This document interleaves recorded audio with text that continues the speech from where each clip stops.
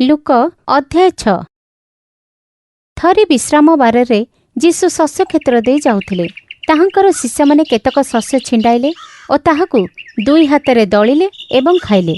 କେତେକ ଫାରୁସୀ କହିଲେ, ବିଶ୍ରାମ ବାରରେ ଯାହା କରିବା ବିଧିସଙ୍ଗତ ନୁହେଁ, ତୁମେମାନେ ତାହା କାହିଁକି କରୁଛ? ଯୀଶୁ ସେମାନଙ୍କୁ ଉତ୍ତର ଦେଲେ, ଦାଉଦ ଓ ତାହାଙ୍କ ସାଥୀମାନେ ଭୋକିଲା ଥିବାବେଳେ ଦାଉଦ କ'ଣ କରିଥିଲେ ତାହା କ'ଣ ତୁମେମାନେ ପଢ଼ିନାହ? ଦାଉଦ ପରମେଶ୍ୱରଙ୍କ ଘର ଭିତରକୁ ପଶିଲେ, ପରମେଶ୍ୱରଙ୍କୁ ଅର୍ପିତ ହୋଇଥିବା ରୋଟି ଉଠେଇ ଆଣି ନିଜେ ଖାଇଥିଲେ ତଥା ସାଥୀମାନଙ୍କୁ ମଧ୍ୟ ଖାଇବାକୁ ଦେଇଥିଲେ। ଏହା ମୋଶାଙ୍କ ଆଦେଶର ବିରୁଦ୍ଧାଚରଣ ଥିଲା। ମୋଶାଙ୍କ ଆଦେଶ ଅନୁସାରେ ଏହି ରୋଟି କେବଳ ଯାଜକମାନଙ୍କ ବ୍ୟତୀତ ଅନ୍ୟ କାହାରି ଖାଇବା ଉଚିତ ନୁହେଁ। ତାପରେ ଯୀଶୁ ଫାରୁସୀମାନଙ୍କୁ କହିଲେ, ମନୁଷ୍ୟ ପୁତ୍ର ବିଶ୍ରାମ ବାରର ମଧ୍ୟ ମାଲିକ। ଆଉ ଗୋଟିଏ ବିଶ୍ରାମ ବାରରେ ଯୀଶୁ ଯିହୁଦୀ ସମାଜ ଗୃହକୁ ଗଲେ। ସେଠାରେ ସେ ଲୋକମାନଙ୍କୁ ଉପଦେଶ ଦେଲେ। ସେଠାରେ ଗୋଟିଏ ଲୋକ ଥିଲା ଯାହାର ଡାହାଣ ହାତଟି ପଙ୍ଗୁ ହୋଇଯାଇଥିଲା। ବିଶ୍ରାମ ବାରରେ ଯୀଶୁ କାହାରିକୁ ସୁସ୍ଥ କରିଦେଉଛନ୍ତି କି ନାହିଁ ତାହା ଦେଖିବା ପାଇଁ ସେଠାରେ ଯିହୁଦୀ ଧର୍ମଶାସ୍ତ୍ରୀ ଓ ଫାରୁସୀମାନେ ଅପେକ୍ଷା କରି ରହିଥିଲେ। ସେମାନେ ଦେଖିବାକୁ ଚାହୁଁଥିଲେ ଯେ ଯୀଶୁ କିଛି ଭୁଲ କାମ କଲେ ସେମାନେ ତାହାଙ୍କୁ ଦୋଷୀ ସାବ୍ୟସ୍ତ କରିପାରିବେ। କିନ୍ତୁ ସେମାନେ କ'ଣ ଭାବୁଛନ୍ତି ତାହା ଯୀଶୁ ଜାଣିପାରିଲେ। ତେଣୁ ଯେଉଁ ଲୋକଟିର ହାତ ପଙ୍ଗୁ ହୋଇଯାଇଥିଲା ଯୀଶୁ ତାହାକୁ କହିଲେ, ଉଠ ଓ ସମସ୍ତଙ୍କ ଆଗରେ ଠିଆ ହୋଇଯାଅ। ସେ ଉଠିପଡ଼ି ସମସ୍ତଙ୍କ ଆଗରେ ଠିଆ ହୋଇଗଲା। ତାପରେ ଯୀଶୁ ଲୋକମାନଙ୍କୁ କହିଲେ, ମୁଁ ତୁମମାନଙ୍କୁ ପଚାରୁଛି, ବିଶ୍ରାମ ବାରରେ କାହାରି ମଙ୍ଗଳ କରିବା ନା କାହାରି କ୍ଷତି କରିବା ଉଚିତ?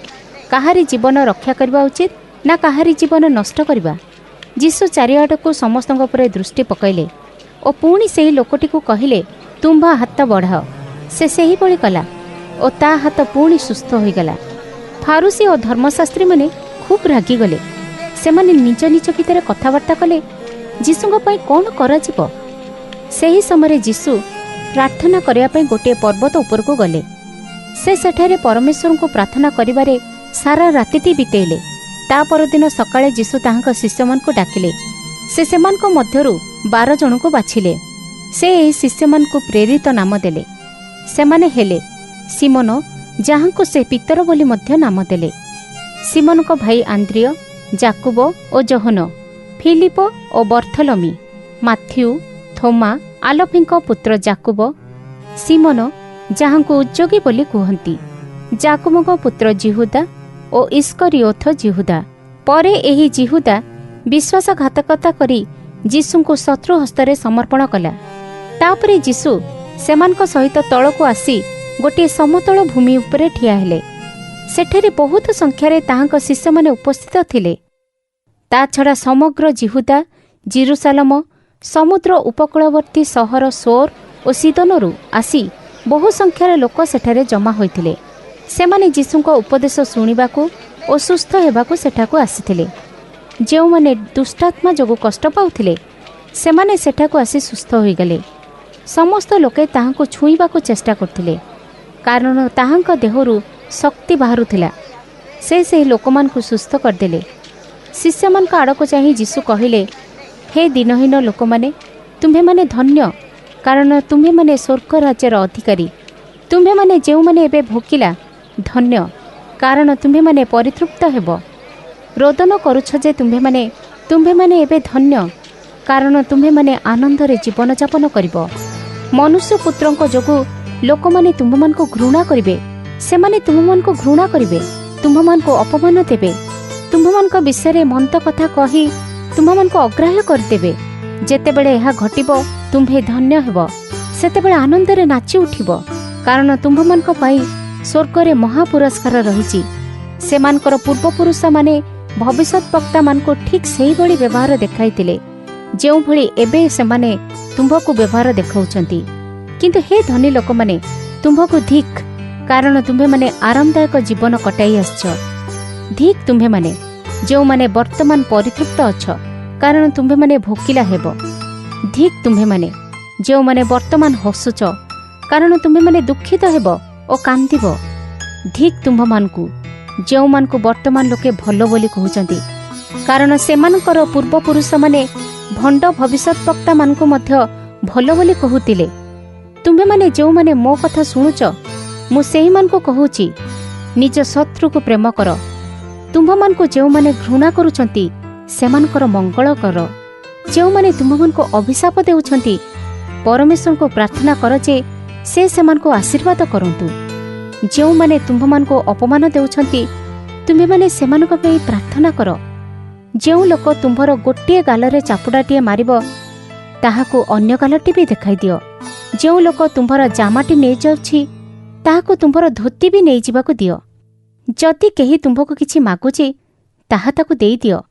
जदि कौनसी लोक तुम्हार किछि नहीं जाए तेबे ताहा ताकु फेरई देबाकु कुह नहीं। अन्य लोक माने तुमको जेभଳି व्यवहार देखांतु बोली इच्छा कर तुम्हें माने मध्य अन्य मानकु सेही भଳି व्यवहार देखाओ। जो माने तुम्ह मानकु प्रेम करंती तुम्हें माने जदि केवल सेही लोक मानकु प्रेम करुछ तेबे तुम्हें माने क्यों प्रशंसा पाइबाकु योग्य? कारण पापी माने मध्य सेही मानकु प्रेम करंती जो माने सेमानकु प्रेम करंती। जो माने तुम्ह मानकर उपकार करंती तुम्हें माने जदि केवल सेही मानकर उपकार करिवो तेबे तुम्ह मानकर महत्वपणिया कोठी रहिला? कारण पापी माने मध्य एहीपरि करंती। जो मानक ठारू फेरी पाइबार आशा थिबो तुम्हें माने जदि केवल सेही मानकु टंका धार दियो तेबे तुम्हें माने क्यों प्रशंसा पाइबाकु योग्य? कारण पापी माने मध्य टंका फेरी पाइबा आशारे अन्य पापी मानकु टंका धार दियंती। तेणु निज शत्रु को भल पाओ, लोकंकर उपकार कर ओ फेरी पाइबार कौनसी आशा न रखी टंका धार दियो। एहा कले तुम्हा मानकु प्रचुर पुरस्कार मिलिबो। तुम्हे माने सर्वपरिस्थ परमेश्वरंकर संतान हेबो। कारण से कपटी एवं दुष्ट लोकमानक प्रति मध्य दयाशील अटंती। तुम्भमानकर परम पिता जेउ भଳି तुम्भमानकु प्रेम देखांती ओ दया करंती तुम्हे माने मध्य सेही भଳି अन्य मानकु दया देखाओ ओ प्रेम करो। तुम्हे माने काहारी विचार करो नहीं ताहाले तुम्भमानकर मध्य विचार कराजिबो नहीं। कौनसी व्यक्ति को दोषी कर नहीं तेबे तुम्हे मध्य दोषी विवेचित हेबो नहीं। अन्य को क्षमा करि दियो तेबे तुम्भमानकु मध्य क्षमा करि दियाजिबो। अन्य को दियो तेबे तुम्हे माने पाइबो। तुम्भमानकु बहुत दियाजिबो। तुम्हे माने जेतिकी धरि परिबो ताठारु अधिक तुम्भमानक हातरे ढाली दियाजिबो। तुम्भमानकु एते अधिक दियाजिबो जे सेथिरु बहुत तुम्भमानक अंटीरु उछुली पड़िबो। तुम्हे माने जेउ भଳି भाबरे अन्य को देबो परमेश्वर भी तुम्भमानकु सेही भଳି भाबरे देबे। जीसु सेमानकु गोटे दृष्टांत कथा कहिले। जणे अंध आउ जणे अंध को बाट देखाई परिबो कि ना? ताहा कले उभय गोटे खालरे खसी पड़िबे। जणे छात्र ता शिक्षक ठारू बड़ होई पारिबो नहीं, किंतु छात्र जनक प्रत्येक विषय संपूर्ण शिखि सारिबा परे निज शिक्षकंक समान होई जाए। तुम्हे माने निज भाई आखिरे पड़िथिबा गोटे छोट गुंडटी आड़को काहीकि चाहुच? तुम्भ मानकु कोन निज आखिरे पड़िथिबा बड़ काठखंडिक देखा जाउ नहीं? तुम्हे जेतेबेले निज आखिरे पड़िथिबा बड़ काठखंडिक देखि पारुनाह सेतेबेले निज भाई को किपरि कहि परिबो भाई आस तुम्भ आखिरे पड़िथिबा छोट गुंडटी बाहर करदेबी? आरे कपटी, आग निज आखिरे पड़िथिबा काठ गुंडटी बाहर करदियो, ताहेले तुम्हे स्पष्ट देखि परिबो ओ भाईर आखिरे पड़िथिबा छोट गुंडटी बाहर करि परिबो।